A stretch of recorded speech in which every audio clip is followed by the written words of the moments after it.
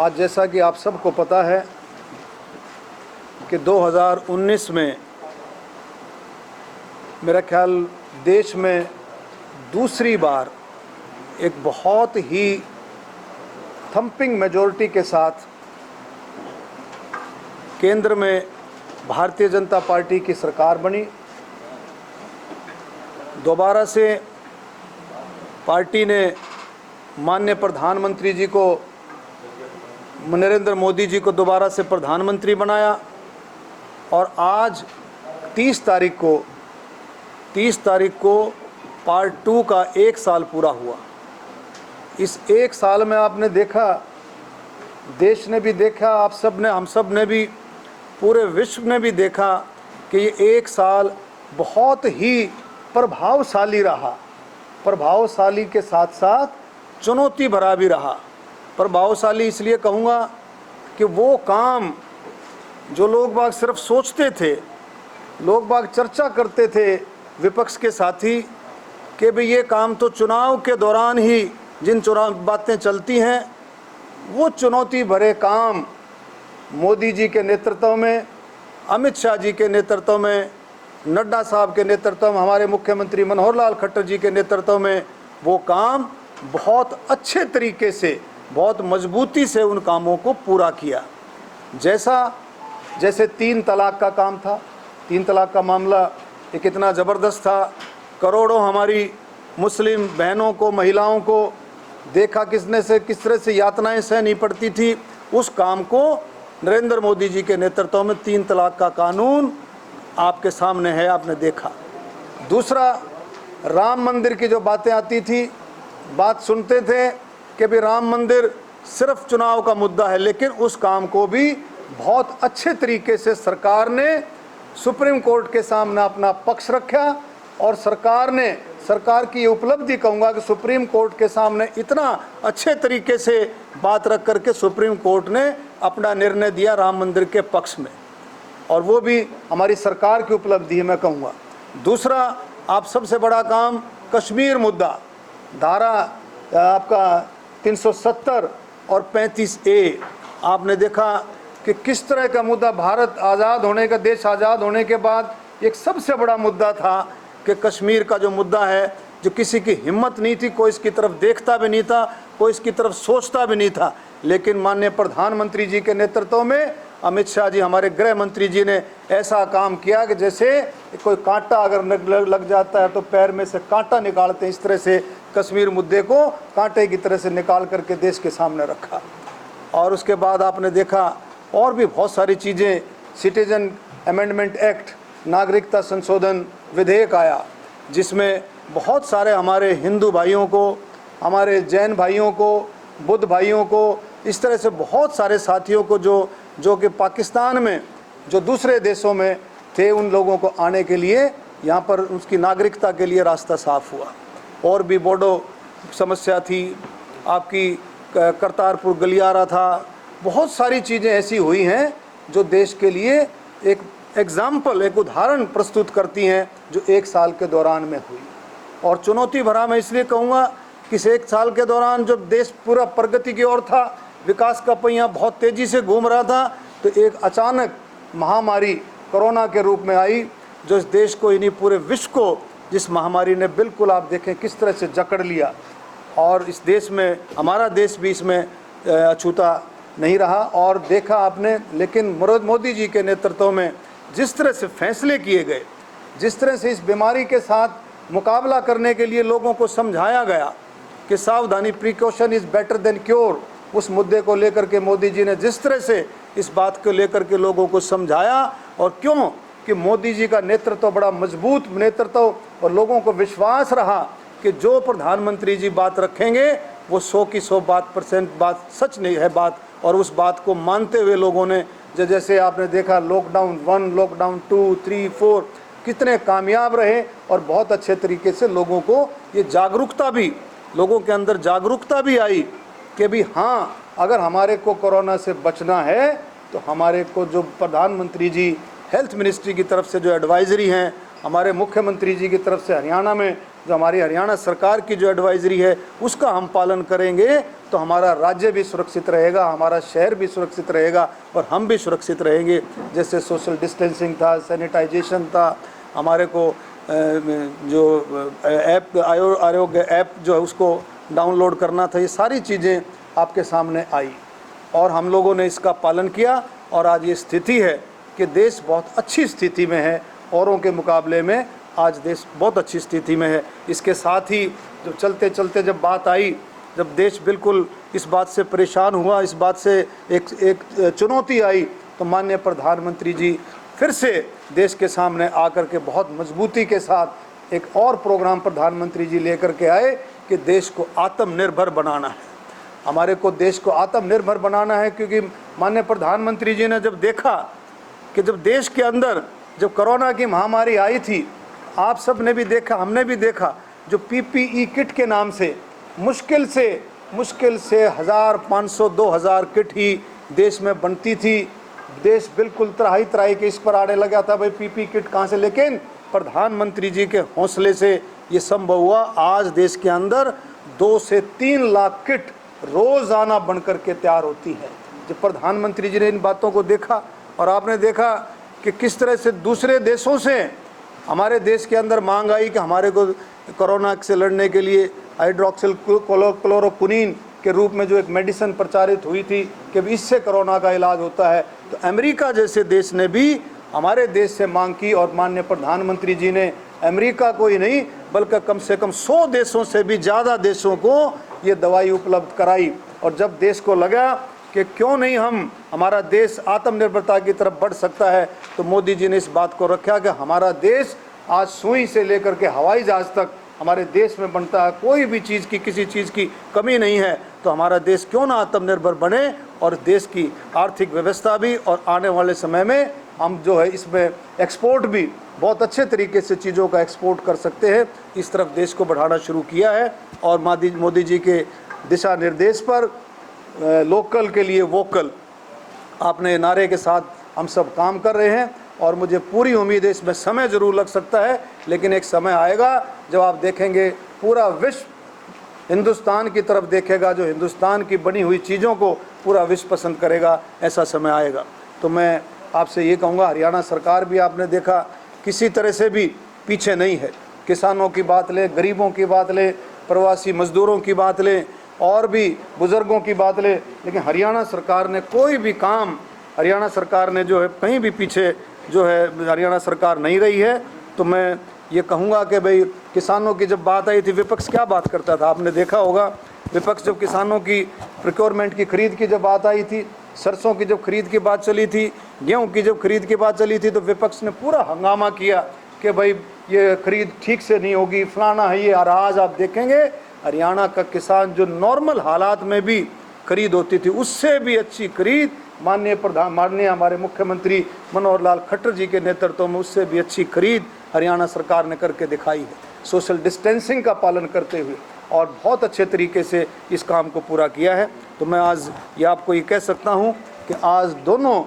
केंद्र सरकार और हरियाणा सरकार ये जनहित की सरकारें हैं। किसान के हित की, खेतीहर मजदूर के हित की, गरीब के हित की, प्रवासी मजदूरों के हित की और वे छोटे व्यापारियों के हित की, कर्मचारियों के हित की, इन सब के हित की ये सरकार है। और ये सरकार बहुत मजबूती के साथ लोगों के हित के लिए काम कर रही है। माननीय मुख्यमंत्री जी, आपने देखा प्रधानमंत्री जी की तरह से,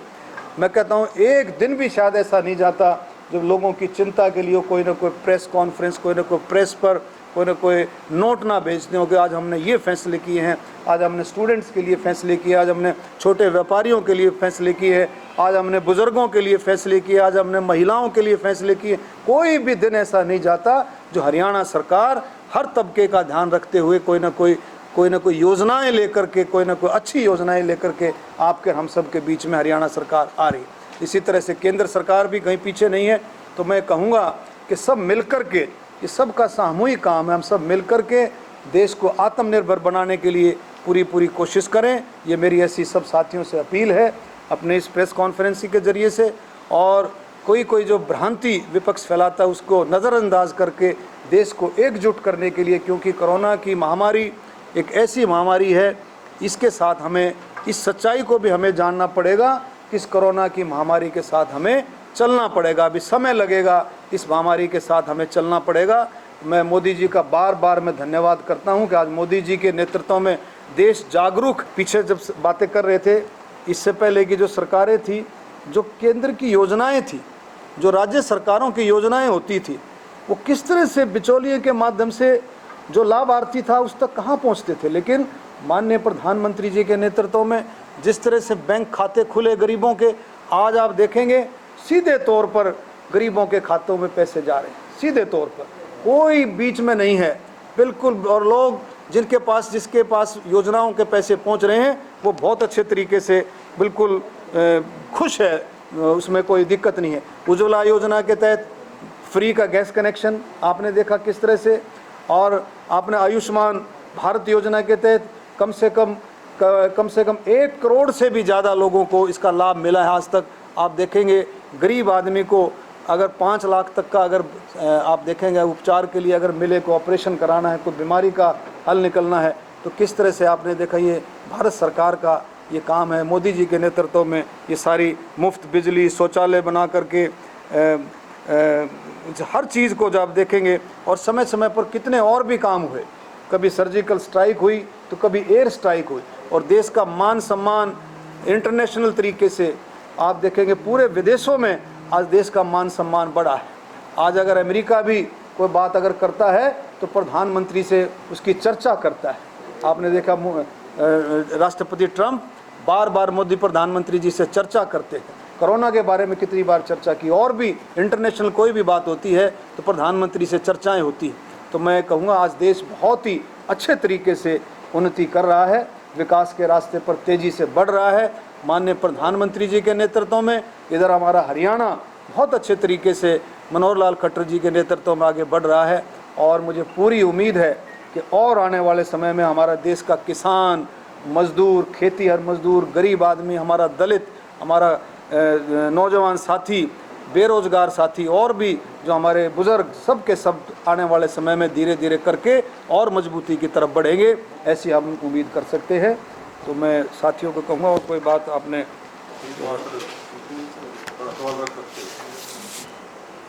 सर, विपक्ष आरोप लगा रहा है कि भाजपा 1 साल पूरा होने पर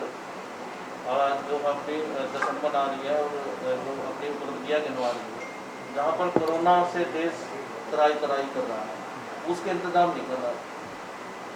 देखिए, विपक्ष की बातें तो आप सबको पता है। शुरू से ही जब लॉकडाउन हुआ था उसी दिन से उन्होंने ये कहना शुरू किया था कि भाई लॉकडाउन गलत है, लॉकडाउन फेल है, लॉकडाउन 1, लॉकडाउन 2, लॉकडाउन 3, अपने अपने तरीके से। लेकिन आज देश जहाँ खड़ा है आप देखेंगे कि किस तरह से अगर लॉकडाउन नहीं होता, लॉकडाउन 1 नहीं होता, 2 लॉकडाउन नहीं होते, तो लोगों को बिल्कुल इस बारे में सावधानी बरतने का समय भी नहीं मिलता कि किस तरह से सावधानी बरतनी है और किस तरह से कोरोना के साथ लड़ना है। सावधानी किस तरह से बरतनी, किस तरह से कोरोना चौकस किया है सरकार ने, बहुत अच्छे तरीके से लोगों को अलर्ट किया है, लोगों को मजबूत किया है। आज वो विपक्ष से जाकर के पूछो, क्या वो मानने को तैयार है कोरोना महामारी है, और कोरोना महामारी किसे कहते हैं? अगर वो इस बात को मानने को तैयार है कि हाँ देश के अंदर कोरोना महामारी का जो है जाल फैलता जा रहा है, तो इससे लड़ने के लिए जो केंद्र सरकार ने जो उपाय किए हैं, इससे अच्छे उपाय नहीं हो सकते। और दूसरी चीज़, जश्न की जहाँ तक बात है, अरे भाई अगर उपलब्धियाँ हैं, सरकार की ऐसी उपलब्धियाँ हैं, तो क्या हम अपने 1 साल होने पर उन उपलब्धियों को लोगों तक नहीं बताएंगे, लोगों तक नहीं पहुँचाएंगे? लोगों तक हर चीज़ को हम पहुँचा रहे हैं सोशल डिस्टेंसिंग का ध्यान रखते हुए। आज आपने देखा हमारी पार्टी ने जो प्रोग्राम शुरू किया है कि भाई घर घर में जा कर के हमारी सरकार की जो उपलब्धियां हैं, लेकिन सोशल डिस्टेंसिंग का पालन करते हुए 2 लोगों से ज़्यादा कोई नहीं जा रहा है, एक आदमी जा रहा है, नॉक करता है और दूर से वो हमारा प्रधानमंत्री जी का संदेश लोगों तक पहुंचा रहा है। तो मैं ये कहूँगा कि हर चीज़ का ध्यान रखते हुए, ये जश्न नहीं है, ये देश की जो उन्नति है, देश की जो बातें हैं, कोरोना के बारे में भी बताया जा रहा है कि हमारे को किस तरह से जागरूक रहना आने वाले समय में, और देश की उपलब्धियां भी बताई जा रही हैं। आगे के लिए भी देश के लिए बताया जा रहा है कि किस तरह से आत्मनिर्भर भारत के लिए हमें घर घर तक ये पहुंचाना है कि किस तरह से मोदी जी का एक सोच है कि देश आत्मनिर्भर बने। शर्मा जी, विपक्ष ने जब मजदूरों पर सवाल उठाया तो आप कह रहे हैं कि राजनीति हो रही है। अब आप लोग अपनी उपलब्धियां गिनवा रहे तो क्या राजनीति नहीं है? विपक्ष ने क्या मजदूरों के लिए जितना सरकार ने, देखो आप, हरियाणा सरकार ने, केंद्र सरकार ने समय रहते, मैंने पहले भी आपको बताया, देखो ये अप्रैल का, मई का और जून का महीना, ये 3 महीने ऐसे होते हैं, ये आप देख लेना, आगे भी देखना, कि मजदूर इन दिनों में, प्रवासी मजदूर अपने घर की तरफ जाता है, रूटीन में जाता है, रूटीन में अपने घर वालों से मिलने के लिए, अपने भाई बंधुओं से मिलने के लिए, अपने गांव को संभालने के लिए वो जाता है। लेकिन ये कोरोना की वजह से थोड़ी सी एकदम उनके अंदर एकदम जल्दीबाजी हो गई, और जल्दीबाजी होने पे सरकार ने पूरा ध्यान रखते हुए, आप देखें किसी तरह की भी कसर नहीं छोड़ी, ट्रेनें चलाने में, बसें चलाने में। कोई अगर हमारा कोई विद्यार्थी, अगर कोई स्टूडेंट हमारा, आप देखेंगे कोटा में हमारे स्टूडेंट थे तो मुख्यमंत्री जी ने बसें भेज करके कोटा से स्टूडेंट्स को किस तरह से लेकर के, आपने देखा होगा। तो सभी सरकारों ने बहुत अच्छे तरीके से कोशिश की है, पूरी कोशिश की है कि प्रवासी मजदूरों को ठीक से उनके घर तक पहुंचाया जाए, और धीरे धीरे करके ये काम चल रहा है। डॉक्टर साहब, इसी में मैं जोड़ना चाहूँगा, दुनिया का सबसे बड़ा पलायन था ये इंसानों का, जो पैदल चल रहे थे दिन रात। क्या ये उपलब्धि है? ये जो काम लास्ट में किएगा, 3rd 4th लॉकडाउन में, ये फर्स्ट में भी हो सकता था। देखिए ऐसा है, फर्स्ट लॉकडाउन में प्रधानमंत्री जी ने क्या कहा था कि जो जहाँ है वो वहीं रहे, उसके लिए सारे इंतजाम किए जाएंगे। जो उसका एम्प्लॉयर था उसको कहा गया कि भी आपके पास जितने लोग आपके पास काम करने वाले हैं उसका ध्यान आप रखेंगे। अगर कहीं कमी आई तो उस एम्प्लॉयर की वजह से कमी आई है कि उसने उसका ध्यान नहीं रखा। सरकार ने जो अपनी एडवाइजरी थी वो क्या जारी करी थी कि भी जो जहाँ है वहाँ रहे, और सरकार भी ध्यान रखे। जैसे मैं रोहतक की बात बताता हूँ आपको, अपने ज़िले की, यहाँ पर जितने प्रवासी थे हमने शेल्टर होम बनाए, तुरंत फर्स्ट लॉकडाउन में शुरू कर दिए थे शेल्टर होम बनाने के बाद लोगों से अपील की। कितने मजदूरों को हमारे डिस्ट्रिक्ट प्रशासन ने और हमारे सभी साथियों के सहयोग से, हमारे मेयर साहब, मनीष जी, हमारे अध्यक्ष जी, सारे साथियों ने मिल करके कितने सारे साथियों को रोका, शेल्टर होम में लेकर के आए। तो इस तरह से प्रधानमंत्री जी की जो अपील थी कि जो जहाँ है वो वहीं रहे, उसके इंतज़ाम किए जाएंगे। लेकिन कुछ लोगों में, कुछ मज़दूरों में ऐसी बातें आ गई कि भाई मुझे जल्दी घर पहुंचना चाहिए, मुझे घर जाना चाहिए, एकदम आप समझते हो, एकदम का हुजूम। लेकिन सरकार फिर भी गंभीरता से काम करती रही और पूरी कोशिश करती रही कि भाई इनको हम ठीक ठाक से पहुंचाएं। सांसद महोदय, हरियाणा में अध्यक्ष पद का चुनाव होना है, आप लोग जोड़ना है? ये भाई 1 साल की उपलब्धियों पर चर्चा हो रही है, आपने पॉलिटिकल, ऐसा है, ये सारा काम संगठन का और पार्टी नेतृत्व का होता है। वो अपनी चर्चा करती है, सारा हमारे आदरणीय नड्डा साहब, पूरा पार्टी का संगठन, हमारे मुख्यमंत्री जी, सारा चर्चा होकर के वहाँ से फैसला होता है। और पार्टी नेतृत्व जो भी, जिसकी भी जो जिम्मेवारी लगाता है वो अपने ठीक से उस काम को पूरा करता है। एक सोनाली कांड भी आजकल बहुत चर्चा में है सर, और सड़क कर्मचारी भी आपको उनकी कराया है, उनके खिलाफ आज पकड़। देखिए मुख्यमंत्री जी का आपने देख लिया कि भी जिस तरह से भी कोई भी कानून से ऊपर नहीं है, जिसकी भी कोई बात आती है कानून से ऊपर कोई नहीं है। कानून के हिसाब से कार्रवाई होगी, कार्रवाई चालू है, तो जिसके हिसाब से। लॉकडाउन के चलते विकास कार्य बाधित हो गए डॉक्टर साहब है, लॉकडाउन के चलते विकास कार्य नहीं हो रहे, सरकार की कह रही है विकास कार्य रोक दी गई, ग्रांट पैसा नहीं रहा सरकार के पास, क्या? देखिए कोई रोके नहीं है, विकास का पहिया इसी तरह से चलता रहेगा और बिल्कुल भी नहीं रुकेगा। अभी लॉकडाउन के दौरान आपने देखा, अभी अनलॉक तो अभी शुरू हुआ है ना, अब धीरे धीरे करके योजनाएं बन रही हैं, जो पुरानी योजनाएं थी उन पर काम हो रहे हैं, नई योजनाएं बन रही हैं, और विकास के काम, कोई काम रुकेगा नहीं। आपने एंटीलेड का कितना खर्च किया? मैंने जितना है सारा दे दिया, लगभग होगा 2.5 करोड़ के करीब आई थी किस्त ना, पूरा दे दिया। सांसद जी, रोहतक लोकसभा में एक बड़ी उपलब्धि 1 साल की कौन सी मानते हो आप? रोहतक लोकसभा में रोहतक लोकसभा में आप 1 साल में कौन सी बड़ी उपलब्धि मानते हैं? उपलब्धि है सारी। पीजीआई में कितनी हमारी सीटें बढ़ी हैं और हमारे विकास के काम चल रहे हैं। दूसरी हमारी एक उपलब्धि इसमें एम्स के लिए जो है, एम्स में बहुत अच्छे तरीके से काम जो है ढीला चल रहा था, उसको काम को बहुत अच्छे तरीके से शुरू कराया। और आपका सर्वे कराया है, जिसका मुझे फरकनगर वाली जो लाइन है उस पर काम है। जो आपकी मेट्रो वाली थी उसका हमने पीछे पड़ करके इसमें कराया, लेकिन कोई उसमें पॉलिटिक्स हो गई कि उस काम को करके भाई उसको ठंडे बस्ते में डालने की कोशिश, लेकिन बिल्कुल कोई देखो ऐसा है, उससे सब पहले भी बात हुई है, कोई भी विकास का काम उसको रिजेक्ट शब्द आप क्यों बोलते हो? उसको गति धीमी हो सकती है, रिजेक्ट तो होता है भाई, बंद होकर के वो कभी आएगा ही नहीं। रिजेक्ट कैसे हो गया? मोदी जी की सरकार है, मनोहर लाल खट्टर जी की सरकार, किसी काम को रिजेक्ट होने दे सकते हैं क्या? नहीं, ये किस तरह से घुमा फिरा करके किसी ने करवा हो गया, वो घुमा फिरा करके जी वो फिजिबिलिटी नहीं बनती है। जब दिल्ली में मेट्रो शुरू हुई थी, उस टाइम फिजिबल थी। दिल्ली में जब मेट्रो शुरू हुई थी 6 महीने तक तो 10-10, 20-20 लोग बैठते थे उसमें, उसकी फिजिबिलिटी कुछ नहीं आ रही थी। तो मेरे सरकार जब ये बताता है कि फिजिबिलिटी नहीं, आज तुम मेट्रो शुरू कर दो, 1 महीने के बाद मेट्रो में रोहतक ले आओ, तो जगह भी मिल जाता आपको उतरने की, बैठने की।